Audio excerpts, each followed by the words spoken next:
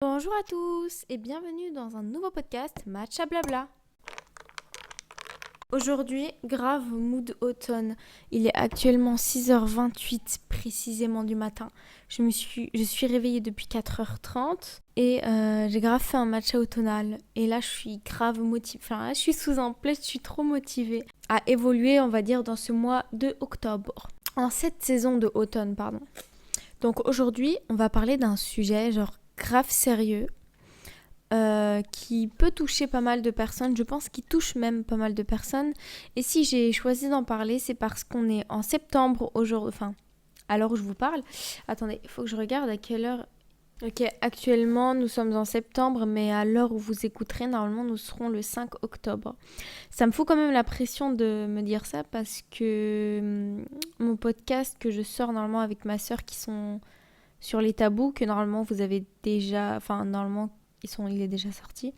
Et je l'ai toujours pas monté parce que j'ai des problèmes avec mon logiciel de montage. Donc si vous avez des bons logiciels de montage à me conseiller qui sont pour l'instant gratuits, je veux bien, il n'y a aucun problème. Sur ce, du coup, j'ai décidé de parler du burn-out parce que nous sommes en période de septembre, donc la reprise elle reprend, donc la pression reprend, le stress reprend. Et souvent, en plus dans cette période, c'est là où les gens ils sont plus acharnés, on va dire, sur le travail et ils sont plus sous coup de pression. Surtout qu'après les fêtes arrivent, donc ça sera de plus en plus compliqué, on va dire. Donc, petite question simple, vous pouvez répondre en sondage si vous écoutez sur Spotify, sinon si sur YouTube, vous pouvez laisser un commentaire, ça me ferait en plus plaisir. As-tu déjà eu l'impression de ne plus avoir d'énergie, même au repos ? Alors, je vais vous expliquer tout de suite pourquoi, mais avant, je n'ai pas oublié le matcha du jour. C'est un matcha automnal. Désolée, j'ai mis... Enfin, elle sera en fin de vidéo, la recette. J'ai fait avec de la crème de butternut. Là, la recette de la crème de butternut ne sera pas en fin de vidéo parce que c'est trop long, mais elle sera en description YouTube. Donc, on va goûter ça. Alors, j'ai mis lait d'avoine, pumpkin spice. Il est introuvable, je vais pas vous mentir, je crois que vous pouvez juste le trouver sur Amazon. Moi, je l'ai trouvé à Nose. Voilà, ils en vendent plus du tout. Donc, j'ai un peu le seum, mais bon, c'est pas grave. Alors, on va goûter ça. Je vais pas vous mentir, c'est bien épicant en tout cas. Et surtout, je trouve que ça manque un peu de sucre. Ça manque pas mal de sucre. Après, si vous n'êtes pas non plus à fond sucre, ça va être très... Si vous aimez surtout bien la butternut, tout ce qui est citrouille, etc., vous allez trop aimer. Ouais, c'est un matcha que je pourrais prendre de temps en temps. Donc alors, j'ai séparé ce podcast en plusieurs parties. D'abord, je vais vous donner la définition du coup de burn-out, parce que je pense que pas tout le monde sait ce que c'est. Ça se trouve que vous êtes même touché du burn-out et vous ne le savez même pas. Ensuite, tout ce qui cause le burn-out, ses signes et ses symptômes, comment réagir. Et enfin, surtout, comment l'éviter. Parce que c'est ça qu'on veut en cette période de septembre, éviter le burn-out. Bon, alors je vais vous lire la définition de Google pour le burn-out. Parce que je vais pas vous mentir, je ne saurais pas comment vous expliquer. Enfin, je sais pas comment trop expliquer ce que c'est. D'ailleurs, j'ai un petit disclaimer à faire avant de parler de ce sujet qui est quand même un sujet assez sérieux. Je suis absolument pas psy et je suis absolument pas pro dans le domaine. Mais par contre, du coup, je connais des personnes qui l'ont vécu et je l'ai peut-être moi-même vécu. De toute façon, je vais vous en parler un peu plus tard. Mais voilà. Tout ça pour vous dire que je ne suis pas absolument professionnelle dans le domaine. La preuve, je regarde la définition sur Google. Donc c'est un épuisement physique, émotionnel et mental qui résulte d'un investissement prolongé dans des situations de travail exigeantes sur le plan émotionnel. Ok. En soi, pour moi, les définitions en général, je m'en fous un peu. Je m'en fous un peu des définitions. En fait, moi, je veux juste savoir c'est quoi surtout les symptômes.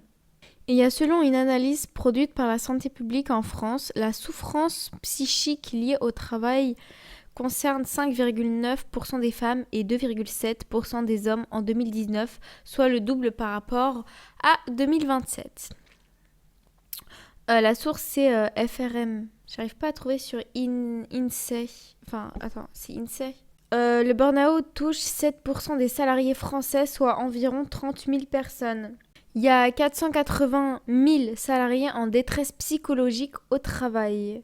En gros, il y a 12% de la population active présente un risque de burn-out. Mais honnêtement, c'est chaud de dire ça, mais je vais pas dire que je suis déçue par les stats, mais je pensais que j'allais être impressionnée. Mais là, quand ils disent qu'il y a 7% des salariés soit français, c'est pas énorme non plus, 7%. Pourtant, j'ai l'impression qu'il y a beaucoup plus de personnes que ça. Je pense qu'en vrai, les statistiques, ils sont faussées, dans le sens où, je sais pas, c'est bizarre un peu, parce que moi, je connais quand même pas mal de personnes qui ont vécu des burn-out. Après, c'est vrai que dire 480 000 salariés en détresse psychologique au travail, ça fait quand même beaucoup, je trouve. Après, peut-être qu'ils parlent pas forcément de burn-out. Burn-out, ça se trouve que c'est l'étape au-dessus. Ça se trouve que moi, en soi, j'ai pas vécu de burn-out. Ça se trouve, c'était l'étape d'en dessous. Je sais pas.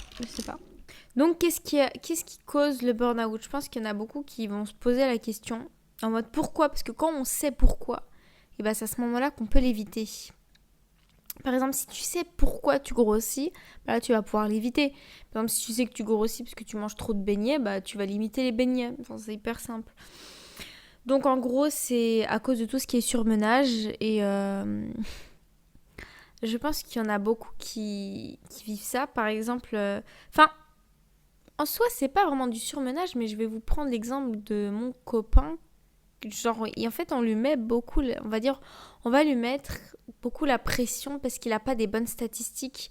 Est-ce qu'on peut... Ah bah non, parce que ça, c'est le point d'après, je suis bête, après de la pression au travail. Bah, je vais passer directement à ça, du coup. De la pression au travail, c'est par exemple, du coup, je vais vous donner l'exemple. Mon copain, il travaille... actuellement en cariste et en fait... Et on lui met beaucoup la pression parce qu'il y a des fois, il va pas faire de bonnes stats. Et du coup, toujours, on lui met la pression, en fait. Ouais, ça. Et toujours de la pression, c'est une dinguerie. Enfin, en fait, je crois que les gens, ils oublient que nous sommes avant tout humains.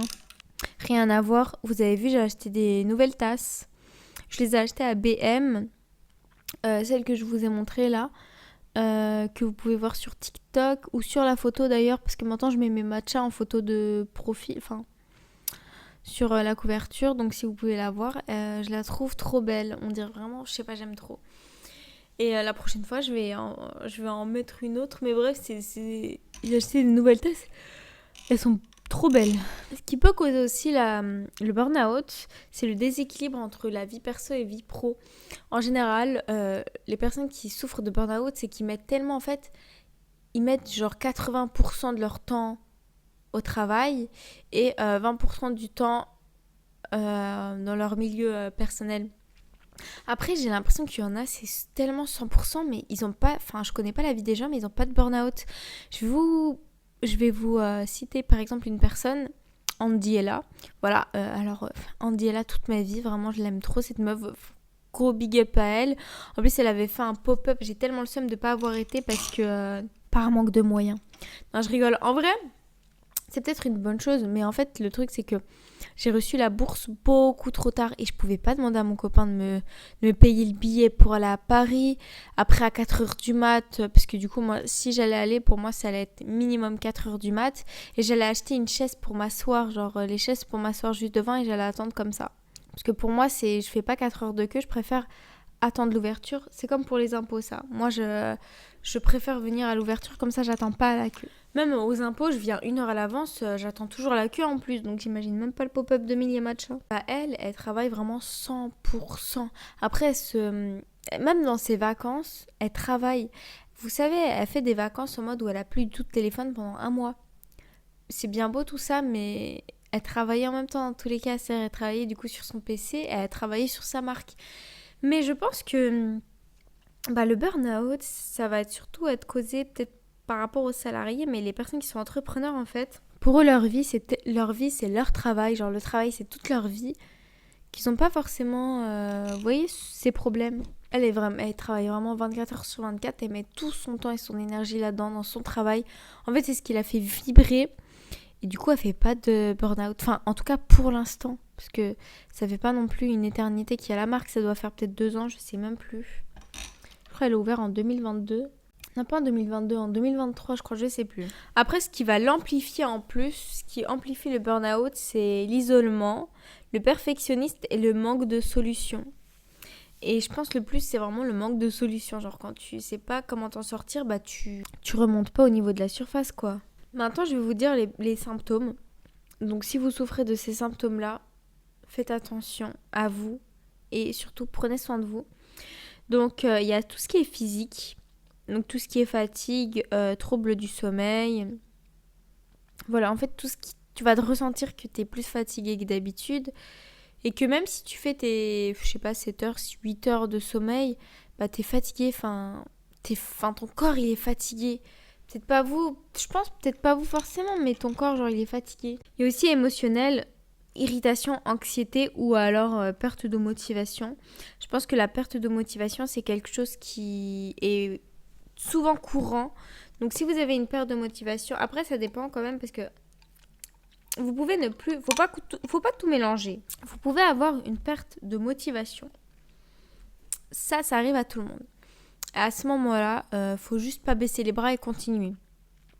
Mais si vous voyez que la perte de motivation s'allie à l'anxiété, à l'irritation, à la fatigue, aux troubles du sommeil, bah là, faut se poser des questions.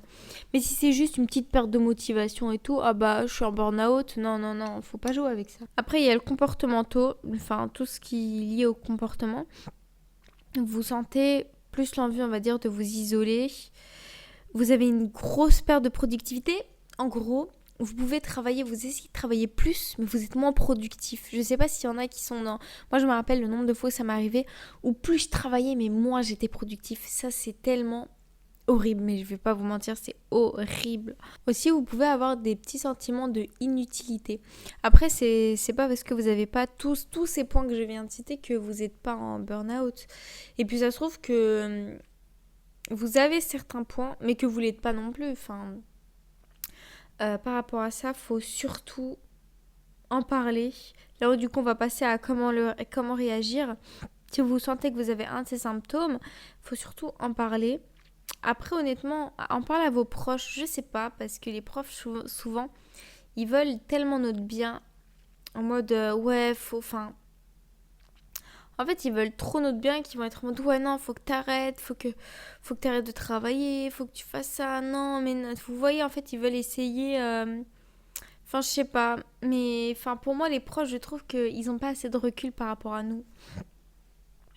Donc c'est mieux d'aller peut-être voir un psy. En plus, il existe les psychologues du travail. Et je pense que ça peut vraiment aider. Pas bien dans votre travail, vous pouvez aller voir un psychologue du travail. Moi, à l'époque, quand je travaillais, c'est pour ça que j'ai arrêté de travailler, les gars. Je suis désolée, je suis pas du tout un chômeur. J'essaye de monter plusieurs choses, de faire plusieurs projets. C'est assez compliqué. Puis j'ai froid, pourtant j'ai un plaid. Ah, j'ai envie de me remettre en pyjama là. J'ai trop froid. Parce qu'en fait, moi, j'ai un pyjama qui tient hyper chaud. Mais en fait, je me suis levée à 4h30 de base pour faire le ménage. Donc j'ai fait mon ménage, etc. Sauf que quand je fais le ménage, c'est pas, j'ai des vêtements spéciaux pour le ménage. Enfin, j'ai un ensemble pour le ménage. En gros, je dors pas avec les vêtements avec lesquels je touche des produits ménagers. Ce qui est logique. Donc ce qui fait que les vêtements pour mon ménage sont très légers. Donc j'ai hyper froid. Même si c'est pour ça que j'ai pris un plaid. Même si j'ai le plaid, j'ai trop froid. Mais j'ai trop envie de me remettre dans mon pyjama bien chaud. Mais je peux pas parce que tant que j'ai pas pris ma douche, après le ménage pour moi c'est douche directe. Sauf que j'ai pas pris ma douche, je me suis dit je fais le podcast direct. Voilà. Revenons à nos moutons. Du coup je disais que quand je travaillais, enfin c'est pour ça du coup que j'ai arrêté de travailler. Mais quand je travaillais, j'avais une boule au ventre de malade quand j'allais au travail. J'avais envie de vomir, je me sentais pas bien, limite j'allais tomber dans les pommes. Je rigole même pas, c'est même pas pour faire la drama queen, c'est vrai. Je me sentais trop mal. Je me sentais tellement mal parce que je supportais pas en fait. En fait, je sais pas. Le travail en fait, il me donnait énormément d'anxiété, beaucoup d'angoisse. Faut savoir que moi, travailler pour quelqu'un, ça a jamais été mon fort. Même en ayant des clients en soi. Parce que quand j'ai des clients, quand ça se passe mal, c'est pas fou. C'est-à-dire que j'ai toujours de l'anxiété par rapport à ça. Et c'est pour ça que j'ai pas envie de travailler pour quelqu'un. Et c'est pour ça que j'essaie de monter mon entreprise et de faire des choses, etc. Enfin, de pas stagner ou de pas travailler pour un salarié. Et ça me met de la pression quand même parce que du coup, étant donné que je n'ai plus envie de travailler, mais vraiment plus du tout, parce que ça m'a traumatisée. Honnêtement, le travail m'a traumatisée. C'est pour ça que je vous ai dit peut-être que j'étais en burn-out, je sais pas. Mais j'ai beaucoup été traumatisée du travail. Et d'ailleurs, pour réaction, imaginons que vous vouliez pas voir un psy. Imaginons que vous vouliez pas voir un psy. Il y a d'autres solutions. Déjà, la première étape pour la guérison, c'est de reconnaître, je pense que vous avez déjà entendu cette phrase, c'est de le reconnaître et de l'assumer que oui, vous êtes en burn-out, etc. Et il faut surtout prendre du recul et prendre du temps pour soi. Moi, quand j'étais archi mal au travail, j'ai vraiment beaucoup pris du temps pour moi. Pardon. En fait, c'est marrant parce qu'en fait, j'ai détesté le travail où j'étais. Je voulais juste partir. Et au final, eux, ils m'ont viré. Mais quand ils m'ont viré, je l'ai extrêmement mal vécu. En fait, je l'ai pris comme un abandon, comme un rejet, comme si on voulait pas de moi. Alors que moi aussi, je voulais pas d'eux. Enfin, je comprends même pas pourquoi est-ce que j'étais comme ça. Mais aussi, je pense que c'est le fait d'être en insécurité parce que du coup, il n'y avait pas d'argent qui rentrait. Si vous n'avez toujours pas quitté votre travail, même si vous êtes en burn-out, il faut vraiment que vous travaillez sans trop forcer. Vous travaillez tranquille. Faites une part des choses, en fait.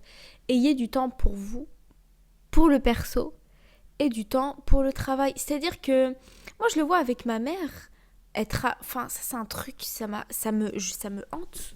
D'un côté où je me dis, ouais, tu travailles pour quelqu'un, mais tu te donnes à fond comme si c'était ton entreprise. T'as pas envie de faire mal les choses, que tu te donnes à fond. Par exemple, je vais vous donner un exemple. Ma mère, elle travaille et tout à l'entreprise.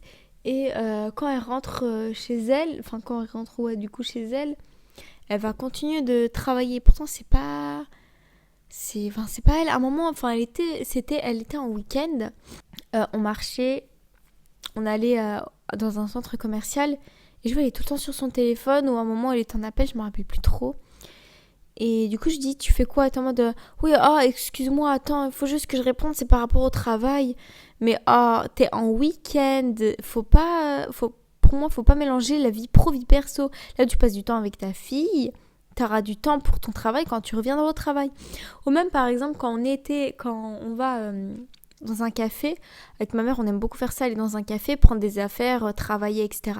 Ma mère elle va travailler sur l'entreprise. Du coup à un moment je lui dis, mais ce que tu fais, est-ce que c'est ce que tu dois faire ou alors est-ce que tu as du temps au travail pour faire ça? Et ma mère elle m'a dit qu'elle a du temps au travail pour faire ça, mais elle a pas assez le temps. Enfin en fait au travail il lui donne trop peu de temps. Et du coup, quand elle se retrouve à la maison, il faut qu'elle fasse du travail. Sauf qu'à ce tarif-là, de redevient étudiante, quoi. Et je sais pas. Enfin, parce que je trouve c'est un peu... Genre, tu travailles en tant que salarié et tu dois faire du travail chez toi. Alors que t'es pas payé, hein. Ah oui, t'es pas payé. Après, si t'aimes ce que tu fais, etc., après, il y a aucun problème. Si t'aimes ce que tu fais, si toi, ça te dérange pas de travailler plus que les autres, que même si t'es pas payé plus... Il n'y a aucun problème. Après, pour moi, c'est tant que c'est pas tant que c'est pas mon entreprise, je mettrai jamais tout mon acharnement. J'ai travaillé dans un magasin Action. Je faisais vraiment le minimum que je pouvais. J'ai travaillé aussi dans une blanchisserie, le minimum. Si je pouvais même arrêter avant, j'arrêtais avant. Voilà. Alors maintenant, attention, je vais vous révéler les secrets de comment l'éviter. Non, je rigole. Non, mais en vrai, si vous avez l'impression que vous commencez à tomber dans un burn-out, ou que vous ne voulez pas du tout connaître le burn-out, je vais vous donner quelques petits conseils. Je vous l'ai déjà dit, mais du coup, doucement au travail, genre faire une part des choses, 50% vie privée, 50% vie perso, 50% vie pro. Donc, faire bien la part des choses. Quand vous êtes au travail, vous pouvez vous donner à fond au travail. Quand vous êtes à la maison, vous êtes à la maison. Vous n'avez pas à penser au travail. Et là, je suis en train de penser aux étudiants. Et vraiment, grosse force à vous. Grosse force à nous, parce que je suis aussi étudiante. Où en plus d'être en études, quand on rentre, on a du travail. Moi, je me rappelle, quand j'étais au collège, ou au lycée d'ailleurs, Ils donnaient tellement de devoirs, c'est surtout au collège, tellement ils donnaient de devoirs. Moi, je commençais à 8h, je finissais genre à 16h, je rentrais chez moi à 17h, je travaillais jusqu'à 20h, 21h, je mangeais, je dormais et rebelote et tout le temps et continuellement. Et le week-end aussi, je travaillais, je révisais les contrôles. Donc honnêtement, les lycéens, les collégiens, vraiment grosse force à eux, grosse force à vous. Parce que, ils ont trop de travail, en tout cas pour leur jeune âge, surtout beaucoup trop de travail. Alors qu'après quand tu arrives à la fac, en soi t'as plus de travail. Après de toute façon dans tous les cas tu choisis si tu le fais ou pas, tu choisis si tu révises ou pas. Mais les étudiants, je trouve que c'est ceux qui travaillent le plus comparé aux salariés, dans le sens où eux, en plus de travailler chez eux, ils arrivent du mal à faire le 50-50 quoi, parce qu'ils y travaillent à la fac, mais d'un côté il faut qu'ils rentrent chez eux pour travailler aussi, parce que sinon ils n'ont pas leur année, il faut qu'ils révisent, voilà. Ce qui peut aider, c'est de créer des routines. Moi, je sais que à l'époque, même maintenant, je pense, j'avais des routines. Je tenais beaucoup de routines. J'avais tout sur mon téléphone. Genre, je pouvais, vous savez, programmer les routines, dire combien de temps je dure ça, etc. Et c'est hyper bien parce qu'au moins, t'es cadré. Ok, à tel moment, tu fais ça, ça, ça. Et t'as un temps pour toi aussi. Tu peux t'accorder du temps pour toi. Par exemple, je vais lire pendant 15 minutes. Moi, il y avait ça le soir et le matin. Lire pendant 15 minutes. Oh, je me rappelle, purée, quand mon bus était à 7h, là, fallait que je me lève à 5h30. Ouh là là là là là, c'était compliqué. Après, il faut savoir accepter que ce que vous faites ne sera jamais trop parfait, on va dire, pour vous. En général, tu veux toujours faire les choses bien, faire les choses propres. Mais des fois, ça ne sera pas toujours le cas et ça, il faut l'accepter. Franchement, aller voir un psychologue. Pour moi, en vrai, je trouve que les psychologues, c'est sous-coté. Honnêtement, parler à quelqu'un, en fait, faut aller en parler. Faut aller en parler à quelqu'un et des fois, on sait tous que nos proches ne sont pas toujours les meilleures personnes, on va dire, pour nous écouter. Parce qu'ils vont avoir un peu un avis biaisé, je sais pas. Faut leur avis, j'accorde pas trop d'avis par rapport en tout cas à ce qui est travail, par rapport à mes proches. Mais, en fait, eux, ils vont, comme je vous ai dit, ils vont vouloir mon bien. Donc, moi, je vais dire, j'en peux plus, je travaille trop, nanana. Ils vont dire, fais une pause, prends-toi des vacances. Ouais, mais non, je peux pas. Vous voyez ce que je veux dire? Ok, fin de podcast, fin de matcha, donc fin de podcast. J'ai parlé juste pendant 30 minutes. Je suis choquée. C'est passé vite quand même, hein. Mais bon, j'ai dit le principal. Enfin, j'espère que ça vous a plu. Il est bientôt 7h, donc je vais m'arrêter là. Je vais juste faire une petite conclusion. N'ayez pas honte. Voilà, c'est ça, n'ayez pas honte. On s'en fout de ce que les gens ils vont penser. On s'en fout de je sais pas quoi. Si vous avez besoin d'aller voir un psy, allez voir un psy. Si vous avez besoin d'être en repos, soyez en repos. Prendre des vacances, prenez des vacances. Que vous soyez salarié ou pas, que vous soyez en intérimaire ou pas, que vous risquez de perdre votre travail, parce que rappelez-vous quand même que la santé, c'est la chose la plus importante. Mais vraiment, ne vous bouffez pas au travail, c'est surtout ça en fait. Pour moi le truc, déjà j'aurais dû le mettre d'ailleurs, de comment l'éviter, de pas se bouffer au travail, vraiment. De pas trop tout donner, surtout si c'est pas votre entreprise quoi, ne donnez pas tout à votre travail. Parce que dites-vous que ça m'a un peu traumatisée. Mais il y a mon copain qui m'a dit un jour, il y a un de ses collègues en gros qui est mort. Ils n'étaient pas vraiment collègues, ils n'étaient pas proches, mais en gros ils travaillaient dans la même boîte. Il est mort, la semaine d'après il y avait quelqu'un qui l'a remplacé. Et à la fin on vous oublie. Je suis désolée mais à la fin, on vous oublie. Donc autant donner vraiment le minimum. Même si en soi au début les gens ils sont tristes, etc. Là ils renfont leur vie. Là je pense qu'ils ont même oublié. Même moi qui le connais pas, j'aime pas oublier. Mais bref, du coup ne vous bouffez pas au travail, ça sert à rien. Prenez soin de vous, surtout. Si vous avez besoin d'en parler, parlons-en. Vous pouvez me dire vos expériences, sinon si vous avez réussi à vous en sortir, comment est-ce que vous avez fait, etc. en commentaire, parce que ça peut aider beaucoup de personnes. Voilà. Et surtout qu'on arrive on va arriver en mois d'octobre, bientôt fin d'année, 3 mois. Je sais qu'il y en a plein, j'ai vu sur TikTok, il y en a plusieurs qui disent oui, il faut level up. Non, il faut level up, il faut, comment on appelle ça? Je me rappelle plus, mais en gros, il faut là évoluer. Là, il reste que 3 mois avant la fin de l'année, donc là, on se donne tout. Voilà, là, c'est le sprint, quoi. la chose que vous pouvez faire pour vous-même, c'est vraiment de prendre soin de vous, de prendre soin de votre santé mentale et physique. Voilà. Faites du sport, mangez bien, prenez du temps pour vous, lisez, faites une skincare, voilà, faites toutes ces choses des choses qui vous font du bien, faites de la cuisine, de la pâtisserie, etc. C'est la meilleure chose. D'ailleurs, j'étais censée faire un gâteau au matcha. Je n'ai plus de crème entière, donc j'ai vraiment le seum. Je pense que je vais y aller là ce matin, aller en acheter. Parce que j'avais vraiment envie de faire un gâteau. C'est un gâteau roulé. Je voulais attendre de base de Noël. Enfin, Noël. C'est un grand mot parce que je fête pas Noël, mais l'hiver pour le faire. Parce que c'est les bûches l'hiver. Mais je sais pas, j'avais quand même envie de faire une bûche quand même. Enfin, j'ai pas envie d'attendre une période particulière. Du coup, voilà. Sur ce, je vais vous laisser. Dites-moi quel matcha vous buvez actuellement. Et si vous voulez vraiment tester mon matcha, incroyable. Après, vous pouvez rajouter du coup du brown sugar. Mais bon, après aussi, mon lait, il n'était pas du tout sucré, c'est pour ça. Mais si vous prenez par exemple un lait de soja vanille, bah ça va passer tout seul. Enfin voilà, sur ce, je vous laisse et je vous dis à la semaine prochaine. La semaine prochaine, je serai avec ma sœur et on va parler du 9e tabou. Vous pouvez me dire en commentaire si vous voulez. Pour vous, quel est le 9e tabou? Sans regarder sur internet, s'il vous plaît.